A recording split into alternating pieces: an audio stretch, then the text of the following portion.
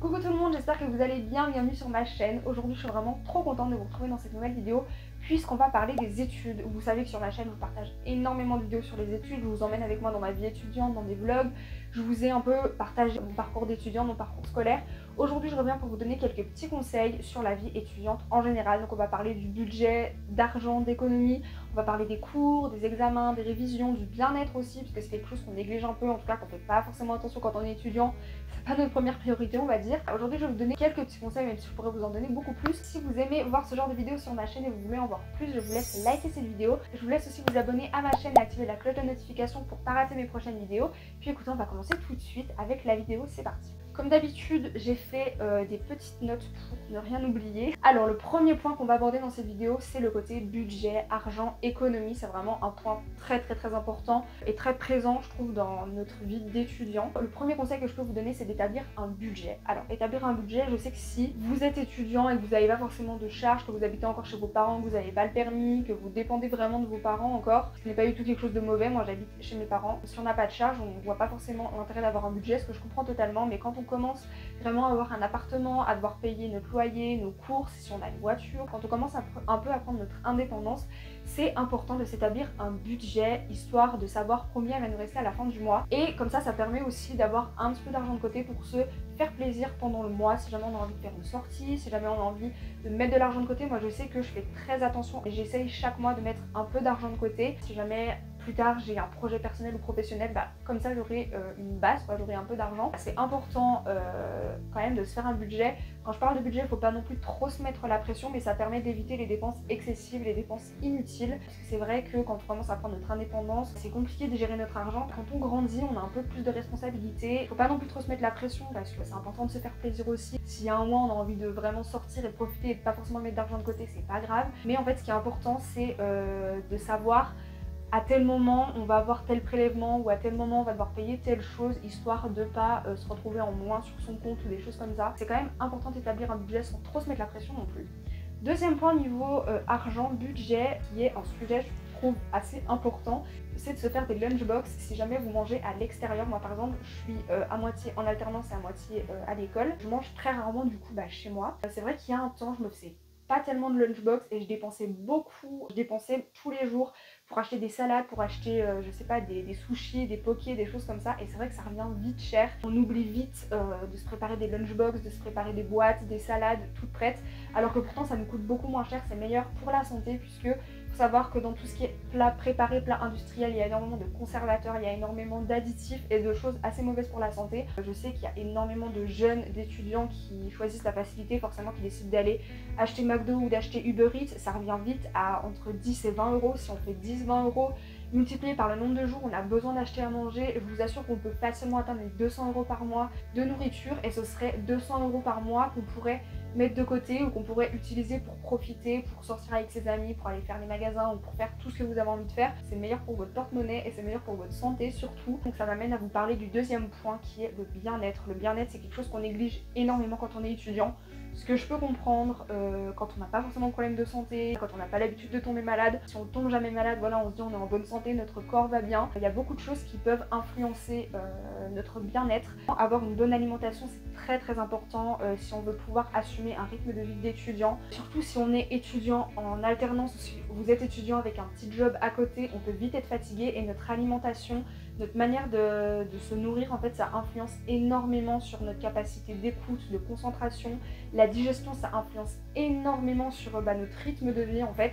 Si vous allez manger trop gras, trop de sel, trop sucré ou des choses comme ça, vous allez être fatigué beaucoup plus vite et vous allez vous sentir plus lourd et avoir moins d'énergie. Notre alimentation, ça influence notre état général, même si on s'en rend pas forcément compte.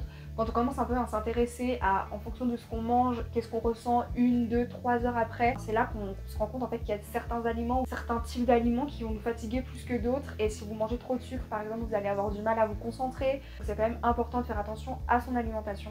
Quelque chose qui est très important aussi et qu'on néglige énormément quand on est étudiant, c'est le sommeil. Alors on dit qu'un enfant a besoin d'avoir entre 9 et 10 heures de sommeil et qu'un adulte a besoin d'avoir à peu près minimum 7 heures de sommeil.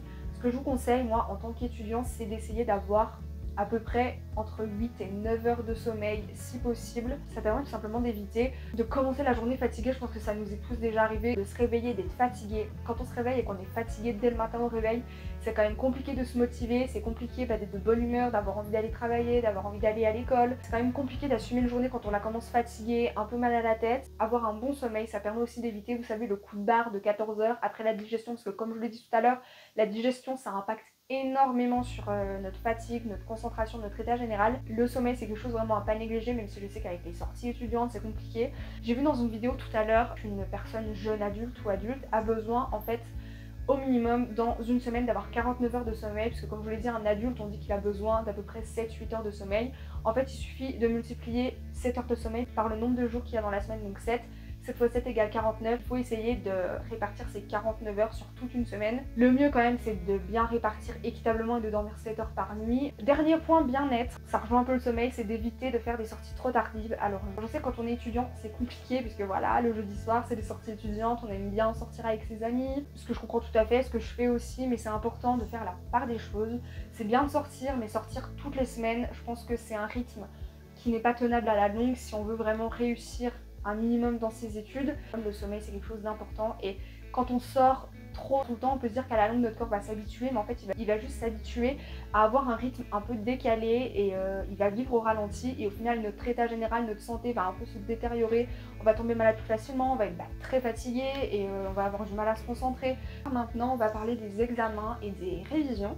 Ça paraît évident et logique, c'est important de bien écouter en cours et de participer un maximum. Quand on participe et qu'on est vraiment à l'écoute, notre cerveau il assimile mieux, il assimile plus simplement le cours. Alors que si on prend juste en note le cours sans forcément trop écouter, le moment où on va vouloir réviser ou relire notre cours, en fait ça va nous prendre 2 fois plus d'énergie et ça va nous demander 2 fois plus de travail.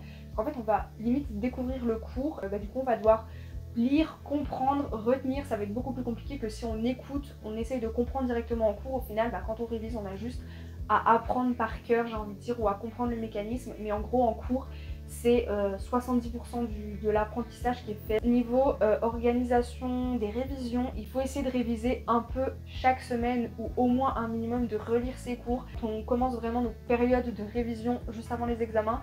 Ça nous permet de pas, comme je vous l'ai dit, découvrir votre cours parce que ce sera des notions qu'on aura vues, qu'on aura lues, qu'on aura compris. Donc ce sera en fait beaucoup plus simple. C'est vraiment pas la bonne solution de réviser 1 ou 2 semaines avant l'examen puisque ça nous envoie du stress. On se rend compte que les examens approchent, donc déjà ça c'est stressant. En plus on se rend compte qu'on connaît rien et qu'on doit tout apprendre. Et quand on stresse, forcément on peut pas apprendre efficacement. Donc c'est important de s'organiser et d'essayer de réviser un peu tout au long de l'année. Maintenant on va parler de l'organisation, donc toujours dans les révisions. C'est important de tenir un agenda. Alors je sais que c'est compliqué, moi je ne le fais pas forcément, mais au moins essayez de vous mettre des rappels quand vous savez que vous devez rendre des gros dossiers ou quand vous savez que vous avez des examens. Et ce que je vous conseille de faire aussi, c'est plusieurs fois par mois, ça peut être je sais pas 2 ou 3 fois par mois, vous mettre des rappels pour vous dire ce jour-là je révise vraiment à fond pendant 1 voire 2 heures. 1 ou 2 heures par semaine, franchement je pense que c'est faisable et en plus on a l'impression que ça nous prend du temps, mais je peux vous assurer qu'on passe beaucoup de temps sur notre téléphone à rien faire. C'est du temps qu'on pourrait utiliser pour réviser. Le moment où on va vraiment réviser à fond pour nos examens, ce sera du temps de gagner finalement. Et dernier conseil, je savais pas trop dans quelle catégorie le mettre, mais je trouvais ça quand même plutôt important de vous en parler, c'est de vous entourer des bonnes personnes et de vous entourer vraiment de personnes qui ont les mêmes objectifs de travail que vous, qui sont aussi motivés que vous, se créer un cercle d'amis, j'ai envie de dire, qui vous poussent vers le haut et qui vous motivent.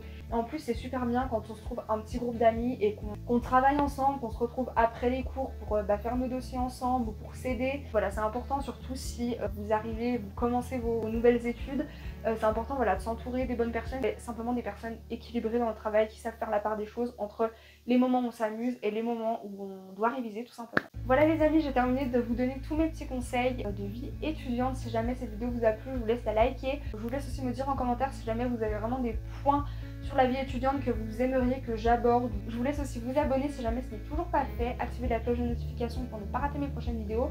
Mon compte Instagram est juste ici et tous mes réseaux sociaux sont en barre d'infos, donc n'hésitez pas à aller checker tout ça. Moi je vous fais plein de gros bisous et je vous retrouve bientôt pour une prochaine vidéo. Bye.